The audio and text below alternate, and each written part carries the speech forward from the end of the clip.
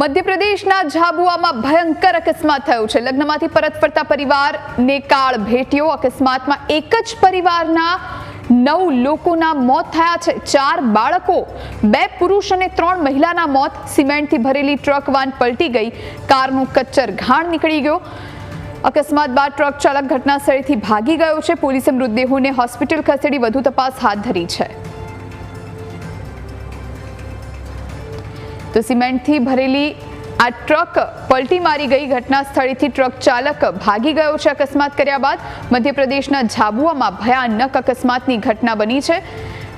મધ્યપ્રદેશમાં લગ્ન પ્રસંગમાંથી પરત ફર્યા બાદ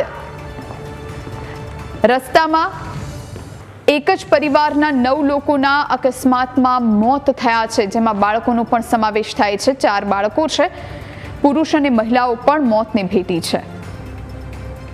અકસ્માત બાદ ટ્રક ચાલક ઘટના સ્થળેથી ભાગી ગયો છે। આ ગમખ્વાર અકસ્માત મધ્યપ્રદેશમાં ઝાબુઆમાં સર્જાયો છે।